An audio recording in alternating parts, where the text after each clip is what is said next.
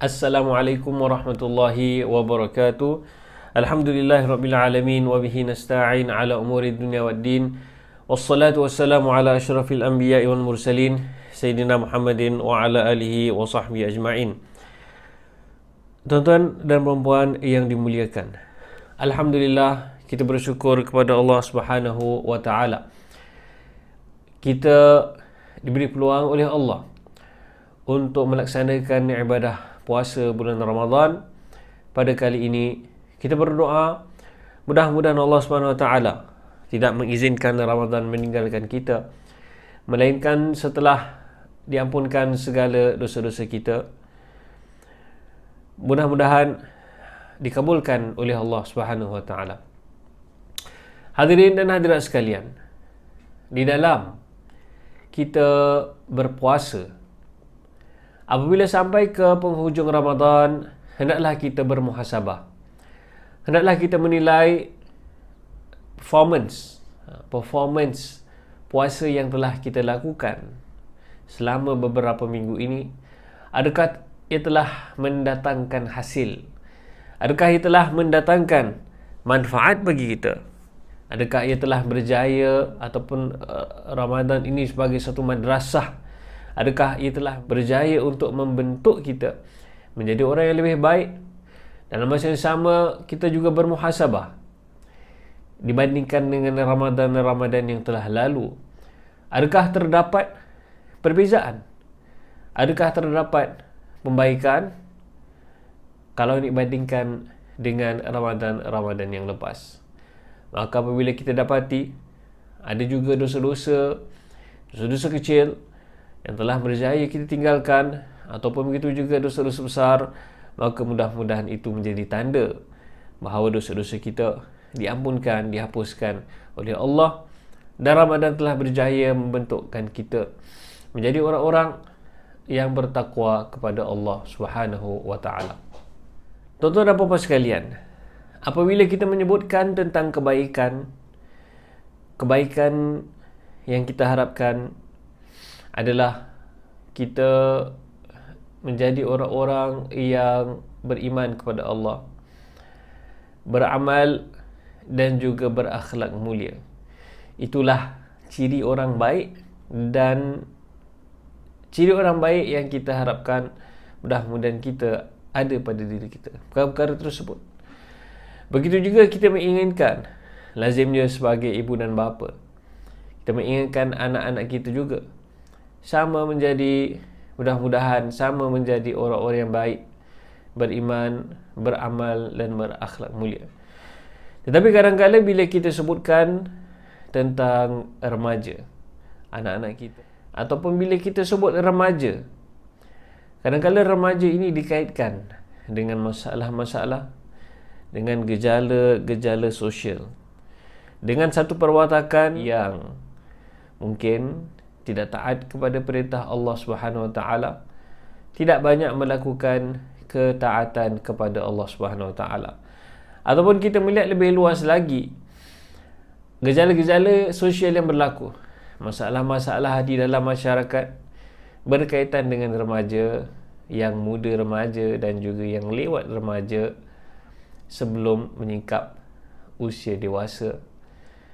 Masalah-masalah termasuk masalah kehamilan sebelum nikah, masalah disiplin, masalah melakukan jenayah seperti dadah, mencuri dan sebagainya. Dari mana datangnya masalah ini? Apakah puncanya? Dan bagaimana nak menyelesaikan masalah ini? Apakah obatnya? Kedua-duanya banyak.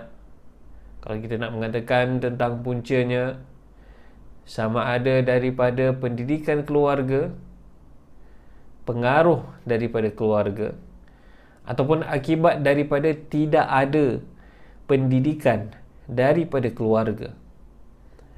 Ataupun kalau kita sebut tentang pengaruh, influence daripada luar, ia merangkumi pengaruh daripada teman-teman, pengaruh daripada persekitaran keluarganya, pengaruh daripada apa yang masuk ke dalam mindanya, daripada apa yang dia tonton dan baca di internet, cerita-cerita, wayang, movie dan sebagainya. Kita boleh dapati sebahagian daripada kalangan remaja yang tidak kecil jumlahnya, kadang-kadang punca daripada mereka terjebak dengan masalah adalah kurang pendidikan keluarga, tidak diberi pendedahan kepada, jangan kata pendidikan agama, ia lebih teruk lagi tidak didedahkan kepada contoh-contoh yang baik, ataupun tidak pernah diajar mana yang baik dan mana yang buruk, ataupun diserahkan kepada anak itu sendiri untuk menilai manakah yang baik dan manakah yang buruk. Dan ada kala puncanya berasal daripada langsung tidak ada orang di dalam keluarganya. Kadang-kadang sebabnya adalah daripada perceraian yang berlaku di kalangan keluarga ataupun kezaliman yang dilakukan oleh ahli keluarganya sendiri. Maka antara obatnya adalah untuk memastikan, tuan-tuan yang masih ada lagi anak-anak, untuk memastikan kita ada satu rangka pentarbiahan dan pendidikan anak-anak. Apakah cukup program-program yang dilaksanakan di luar sana, acara-acara untuk remaja, untuk memikat mereka untuk melakukan perkara-perkara yang baik? Perkara-perkara ini semua adalah merupakan touch and go saja. Ya, dilakukan satu program, kemudian seterusnya, dan mungkin ada kesan yang mereka dapati dan mungkin juga ada yang lambat untuk mendapat kesannya dan terlalu lambat. Jadi obatnya, tuan-tuan, adalah yang dah tidak dapat diselamatkan ataupun yang dilewat untuk diselamatkan kita serahkan kepada Allah. Jadi obatnya, tuan-tuan, hendaklah kita melihat kepada punca masalah. Yang pertama adalah pendidikan awal di dalam keluarganya. Kita melihat kepada apa yang disebutkan oleh Rasulullah SAW sebagai panduan bagi kita di dalam mendidik keluarga kita, di mana Rasulullah SAW bersabda di dalam hadisnya, kullu mauludin yuladu ala fitrah. Setiap anak itu yang dilahirkan dalam keadaan fitrah. Maknanya dalam keadaan suci, belum diwarnakan, belum dididik, belum dibentukkan pemikirannya, belum diajar kepadanya nilai-nilai, belum diajar kepadanya agama, belum diajar kepadanya segala macam bahasa dan sebagainya. Jadi Rasulullah SAW menekan di sini, fa'abawahu yuhawidanihi au yunassiranihi au yumajjisanihi. Maka kedua orang tuanya, Rasulullah sebut di sini khas fa'abawahi, ya, fa'abawahu. Maka Rasulullah SAW di sini menyebutkan secara jelas, pertama, tanggungjawab siapa untuk membentuk ini dan menyambut anak ini dalam keadaan fitrah, untuk mendidiknya dan meneruskan pentarbihannya. Fa'abawahu, tanggungjawab. Maka Rasulullah SAW di sini menyebutkan secara jelas siapa punya tanggungjawab untuk mendidik anak-anak ini. Fa'abawahu, maka kedua orang tuanya, termasuk maknya, termasuk bapaknya, termasuk siapa sahaja yang mendidiknya. Maka Rasulullah SAW di sini menyebutkan secara jelas tanggungjawab siapa. Rasulullah tidak menyebutkan sekolahnya, Rasulullah tidak menyebutkan gurunya, Rasulullah SAW tidak menyebutkan guru tuitionnya, Rasulullah SAW tidak menyebutkan guru disiplinnya, Rasulullah SAW tidak menyebutkan ustaznya, tetapi abawahu, maka hendaklah yang bergelar ibu, yang bergelar bapa, sama ada dengan sengaja ataupun tidak sengaja menjadi bapa, maka tetap menjadi amanah apabila Allah mengurniakan kepada kita dengan zuriat. Fa'abawahu, maknya punya tanggungjawab, bukan maknya sahaja, bapaknya sahaja juga disuruh oleh Rasulullah SAW untuk bertanggungjawab. Rasul menyebutkan dua, Rasul tidak sebut. Di sini kita melihat Rasulullah SAW apabila menyebutkan satu-satu perkara, kata-kata yang dipilih olehnya semua mempunyai makna yang teliti, bukan sekadar sebut sahaja. Kita sebut mak, kenapa kita tidak sebut ibu? Kenapa kita tidak sebut mama dan sebagainya? Rasulullah SAW menyebutkan setiap perkataan itu dengan teliti, dengan maknanya yang khusus. Kita lihat di sini Rasulullah dia ada di dalam hadis Rasulullah sebut tentang ibu, tanggungjawab anak kepada ibu lebih daripada bapa. Jadi dalam hadis ini Rasulullah tidak menyebutkan dengan lafaz ibu dan bapa. Perhatikan, Rasulullah SAW menyebutkan fa'abawahu, kedua-dua ibu dan juga bapa bertanggungjawab. Dan hasil daripada pendidikan anak, maka itulah yang akan jadi anaknya. Fa'abawahu yuhawidanihi, yang menjadikan anaknya itu Yahudi.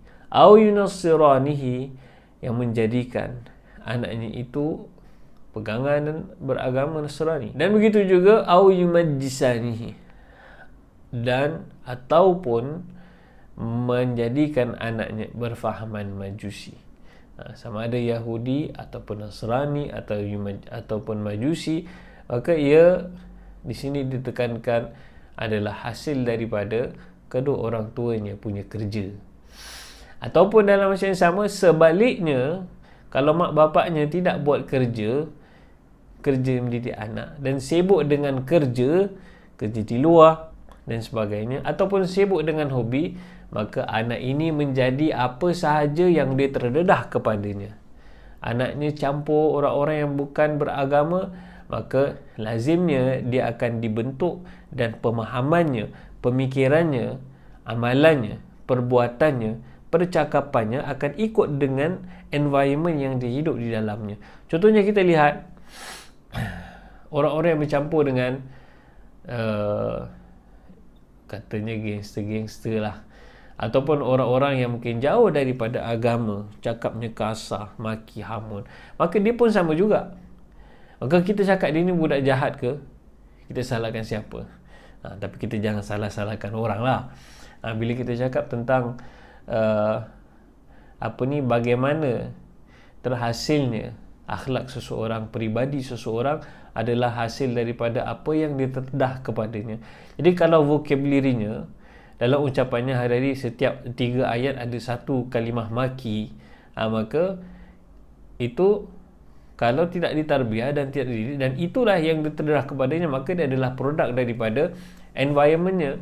Jadi itu yang ditekankan oleh Rasulullah SAW. Di sini perlu ada figura ataupun figure yang membentuk anak-anak ini. Maka kalau tidak ada ibu dan bapa, peranan siapa?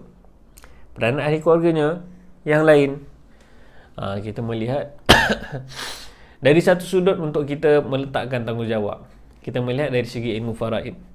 Ya, kalau seorang bapa meninggal dunia, hartanya ditinggalkan kepada anaknya.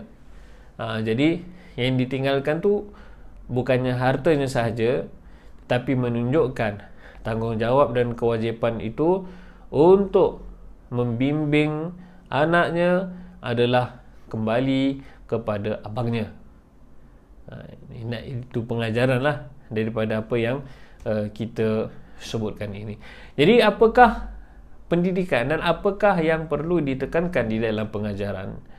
Jadi kadang-kadang kita melihat ada ibu bapa tidak ada plan, tidak ada rancangan, tidak ada matlamat. Maknanya ada yang go with the flow, apa dia nak jadi-jadilah. Yang penting dia sembahyang. Itu ada yang macam itu, ataupun mungkin ada yang mendengar ada macam itulah agaknya. Ada pula ibu bapa yang cukup teliti untuk membentuk anaknya, untuk memastikan dia mendapat education dan career yang bagus. Perancangan masya-Allah ada ibu bapa daripada pemilihan, daripada kindergarten lagi, tuition yang dia hantar, bahasa tambahan, ilmu hisab, matematik, bahasa Inggeris, bahasa Mandarin dan sebagainya. Kindergarten mana yang dimasukkan juga dia ada rancangan lepas tu nak sambung kat primary school mana. Ada yang lebih dahsyat lagi, sanggup pindah rumah untuk memastikan dia tinggal dekat dengan sekolah yang dia nak anaknya masuk, melakukan kerja-kerja volunteer untuk membantu anaknya mendapat peluang yang lebih besar untuk masuk ke sekolah yang tertentu. Sampai begitu sekali, dan pastinya ada, dan kita pun maklum ada. Kemudian setelah dipilih jalan primary schoolnya, dipilih juga dipersediakan lagi untuk menghadapi peperiksaan pula, peperiksaan penghujung ataupun meninggalkan peringkat rendah primary school.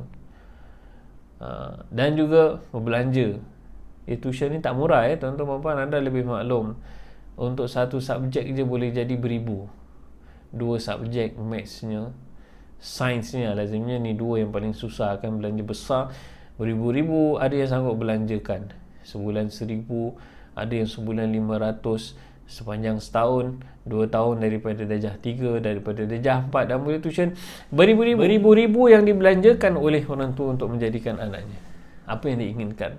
Kemudian sekolah menengahnya terus kepada peperiksaannya, persediaan. Kemudian dah waktu sekolah menengah tu dah pilih nak pergi arah mana, apa streaming dia ke, apa subjek-subjek yang diambil olehnya, mana yang nak ditekankan sehingga ke O-level, kemudian masuk ke, lepas tu JC ke, masuk poly ke, masuk apa yang sebagainya. Setelah itu dipilih kerjanya, degree ambil dalam bidang tu, sampailah jadi apa yang dia nak anaknya harapkan.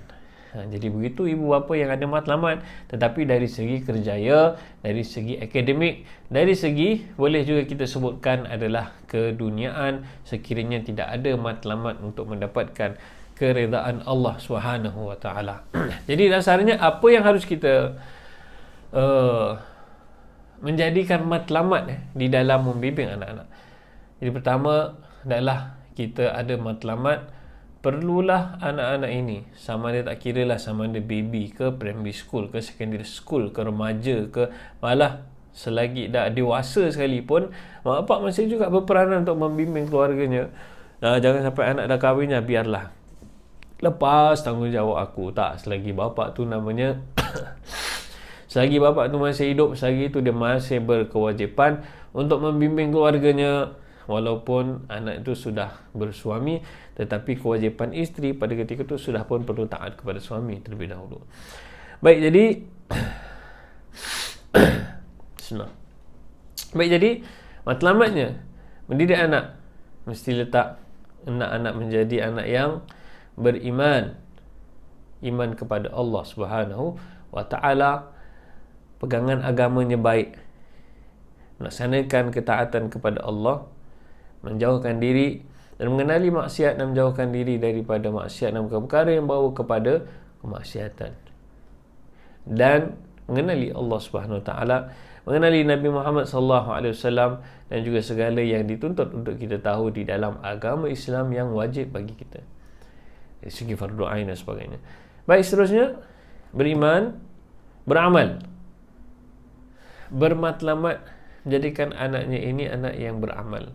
Kerana iman sahaja tidak mencukupi, iman itu haruslah dibuktikan dengan amal. Di situlah masuknya taat perintah Allah, jauhi larangan Allah, dan harus berpaksikan keimanan kepada Allah dan juga rukun-rukun iman yang lain. Jadi ini di sinilah peranan ibu bapa untuk mendidik anaknya beramal. Kerana nak mendidik seseorang itu supaya beramal, perlu kepada ta'wid, iaitu perlu kepada untuk membiasakan anak ini. Sebab ada mak bapak antar anaknya pergi sekolah madrasah minggu. Ini kita dengarlah aduan daripada guru-guru di mana mereka dapat aduan daripada waris, mak bapak pelajar. Dia kata, "Ustaz, apa ni Ustaz? Saya hantar anak saya pergi madrasah, tiap-tiap minggu saya bayar yuran $30, $40, tapi anak saya masih tak semayang-semayang juga kat rumah." Jadi apakah sebabnya dia tak semayang? Kat sekolah belajar semayang, tapi kat rumah tak semayang. Bila diselidiki, tanya mak bapaknya semayang tak? Mak bapaknya tak semayang. Jadi macam mana kalau mak bapaknya tak semayang? Anak tu nak tengok, anak tu nak contoh. Sebab amal ini adalah diikuti. Jadi amal itu boleh dipelajari, tapi untuk mempraktikkan perlu kepada dilazimkan dan dibiasakan. Dan untuk dibiasakan, siapa lagi yang nak biasakan kalau bukan mereka yang bertanggungjawab untuk mendidiknya seharian dan melihat kepadanya seharian di rumah, sama ibu bapa ke, adik-beradik ke, pakcik ke, datuk nenek ke yang tinggal bersama, adalah semua punya tanggungjawab bersama untuk memastikan anak itu beramal, melakukan kebaikan, kewajipan yang paling dasar lah. Tak payah okey, bila kita sebut tentang amal, bukan maknanya kita suruh buat yang susah, suruh tahajud dan sebagainya. Tu kalau boleh, Masya Allah, luar biasa. Tapi maknanya dengan perkara-perkara yang kecil. Amal itu seperti solat 5 waktu, lazimkan. Ingat dah zuhur dah sembahyang belum, waktu asar dah sembahyang belum, subuh dah sembahyang ke belum. Tapi kalau apaknya pun tak sembahyang, apaknya bangun pukul 7.30, macam mana nak suruh anak ni sembahyang? Tak nak kata mak bapak dah sembahyang, mak bapak dah sembahyang ke belum, mak bapak belum sembahyang dah pukul 8. Jadi waktu maghrib dah sembahyang ke belum, waktu isyak dah sembahyang ke belum. Kemudian bila masuk toilet, dia ajar masuk toilet dengan dimulakan dengan kaki kiri, kemudian dengan semua sunah-sunahnya. Kemudian keluar toilet, senanglah keluar toilet, kaki kanan baca doa. Nak makan baca doa, selepas makan baca doa, nak tidur baca doa, pakaian menutup aurat walaupun di rumah, khususnya bagi laki-laki. Jadi perkara ini kalau dibiasakan daripada kecil, kemungkinan besar dia akan diteruskan hinggalah ketua. Kalaulah di satu peringkat itu di waktu remaja lah contohnya, ya, hanyut ataupun apa sahaja sebab tergelincir sekejap daripada agama, insya-Allah waktu dewasa dia tahu mana nak balik, dia tahu mana nak kembali, sebab tahu pernah belajar dan sebagainya, hasil pendidikan anak. Jadi di situ kepentingan fa'abawahu, mak bapaknya yang membentuk, yang mewarnai anaknya. Kemudian yang ketiga, matlamat, anak itu haruslah anak yang berakhlak. Akhlak ini tidak boleh dipisahkan daripada agama. Amal dan juga akhlak itulah yang dibawa oleh Rasulullah sallallahu alaihi wasallam, dibawa oleh agama kita, ditekankan, disebutkan oleh disebutkan innama bu'istu, seperti mana kita biasa dengar innama bu'istu liutammima makarimal akhlak. Rasulullah diutus untuk membawa kesempurnaan pada akhlak, untuk menyempurnakan akhlak. Jadi untuk menunjukkan apakah dia standard, apakah dia gold standard di dalam akhlak yang mulia, apakah dia benchmark akhlak yang mulia. Itulah tujuan antaranya diutus Rasulullah sallallahu alaihi wasallam. Maka kita sebagai orang Islam tidak boleh terpisah daripada akhlak yang mulia. Kalau mak bapak samsing, pastinya anak biasanya akan ikut. Kalau mak bapaknya perangai suka komplain, begitulah anak-anaknya punya perangai. Kalau bapaknya suka gaduh, begitulah anak-anaknya macam gitu. Kalau bapaknya biadab dan sebagainya, biasanya anak-anaknya akan ikuti perangainya. Tak percaya, tanya guru-guru sekolah, tanya teacher-teacher kat sekolah. Jadi bila kadang-kadang dia orang hadapi anak macam ni, tengok kat rumah, kat situlah anaknya dapat perangainya. Jadi kadang-kadang tak adil kalau kita nak kata budak kecil ni jahat, budak ni apa sebab dia jahat, apa puncanya. Jadi itu pasal orang dulu kata maaflah kasar sikit. Ni kau bila anak nak buat salah, bila ada orang buat salah kalau marah kan nanti dikatakan kepadanya, ni mak bapak kau tak ajar. Maknanya apa? Tapi nampaknya kasar lah, tapi di situ ada pengajaran untuk mengingatkan yang bila kau buat sesuatu yang tak baik itu, maknanya kau telah memalukan keluarganya, menunjukkan yang kau tidak mendapat pendidikan yang betul daripada ibu dan bapa. Mak bapak kau tak ajar. Gitulah kadang-kadang yang dilakukan. Baik, jadi kalau anak itu ditarbiahkan, dibentuk dengan matlamat untuk mendapat pekerjaan, kerjaya, certain career path dan sebagainya, jadi doktor lah, jadi lawyer, ataupun jadi businessman, entrepreneur dan sebagainya, ini semua harus dibina atas dasar iman yang kukuh, beramal dan juga berakhlak mulia.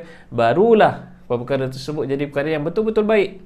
Sebab bila diberikan segala macam keduniaan dan tidak terdiri atas asas agama yang sempurna, maka mudah dia ditiup angin, terhuyung hayang seperti lalang, ataupun ditolak dan ditiup dengan angin yang kuat, atau dilanggar, disenggol, terus jatuh terbenam, terus jatuh kedubuk, terus jatuh dan susah nak bangun balik. Jatuh ni maksudnya apa? Jauh daripada Allah Subhanahu wa taala. Jadi itu sebabnya kalau kita tengok contoh-contoh yang baik, ulama-ulama, bagaimana mereka menjadi ulama? Sebab mereka dididik oleh mak bapak. Kalau tidak mak bapak mereka ulama, mak bapak mereka orang yang sangat soleh dan berdoa dan mengharapkan anak-anaknya menjadi ulama. Anak-anak yang mempunyai akhlak yang mulia, diajar dan dididik, dan ditunjuk, yang penting sekali ditunjukkan contoh kepada anak. Itu yang kita dapati yang sebenarnya lebih berkesan di dalam pendidikan, di dalam mentarbiah khususnya mendidik. Maka cara yang utama yang sangat memberikan kesan yang besar adalah dengan menunjukkan contoh yang baik. Jadi pasal anak-anak yang soleh ikut mak bapak yang soleh. Sahabat-sahabat Nabi, mereka mungkin mak bapaknya tidak beriman, tetapi mereka diajar oleh Rasulullah SAW. Mereka melihat akhlak mulia Rasulullah SAW dalam kehidupan seharian. Dari situlah mereka pelajari. Rasulullah SAW diajar oleh siapa? Oleh Allah Subhanahu wa taala. Disebutkan begitulah sabda Rasulullah SAW, addabani rabbi fa ahsana ta'dib.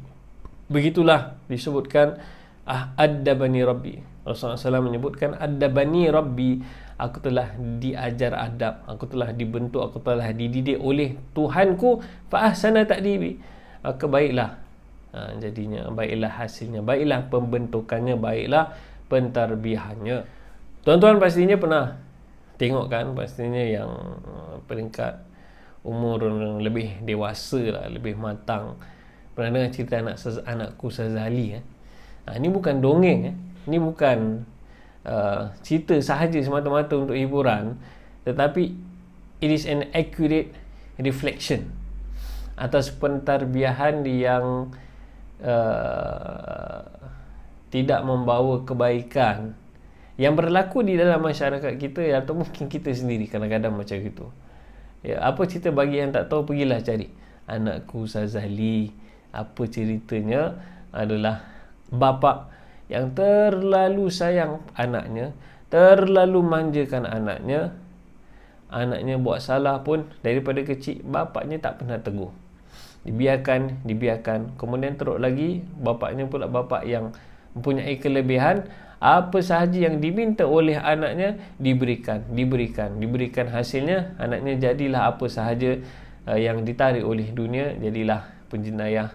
Seperti mana cerita itu, salah bapak diinsaf, panggil polis, ditangkap dan sebagainya. Begitulah ceritanya. Tetapi pengajaran di sini adalah apa yang disebutkan itu adalah, apa yang diceritakan itu adalah kebenaran.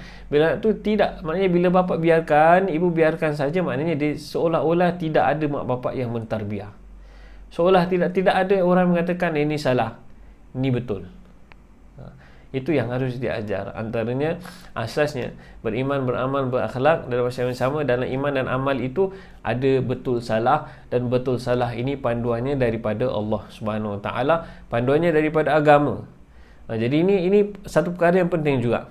Satu poin yang penting bila kita sebutkan tentang betul baik dan buruk. Baik dan buruk itu bagi kita orang-orang yang beriman datangnya daripada Allah. Jadi kalau orang yang tak dididik dengan agama, tu yang kita mendengar pandangan-pandangan songsang, sebab dia punya baik dan buruknya ikut suka hatinya. Dia rasa aurat ini tidak wajib kerana ikut pemikirannya dan pemahamannya, ini baik dan ini buruk. Mungkin pada dulu sesuai, zaman sekarang tak sesuai lagi untuk menutup aurat contohnya. Dari mana datang penilaiannya, mana satu baik, mana satu buruk, mana satu salah, mana satu betul? Daripada nafsunya kalau tidak dididik. Ada pula yang mengatakan contohnya,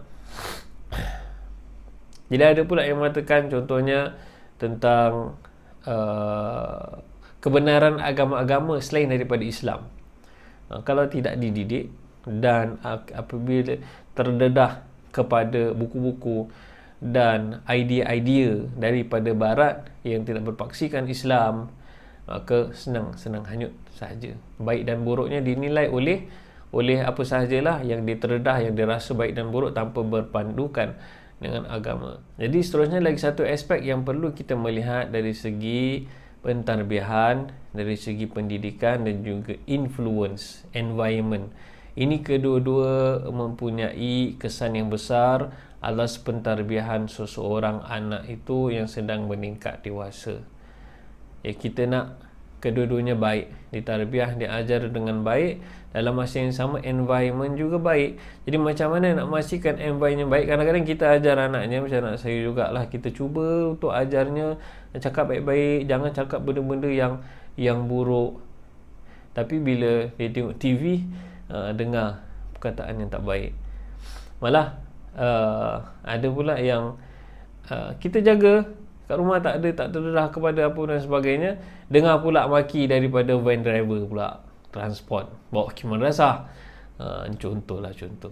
Yang ada pula yang belajar daripada kawan-kawan, cakap pun dan sebagainya. Jadi mak bapak harus dan pendidik itu harus memastikan environment yang baik itu, kita usaha untuk meletakkan anak itu dan seseorang yang diajar itu, dididik itu di dalam environment yang baik, supaya pendedahannya semua baik.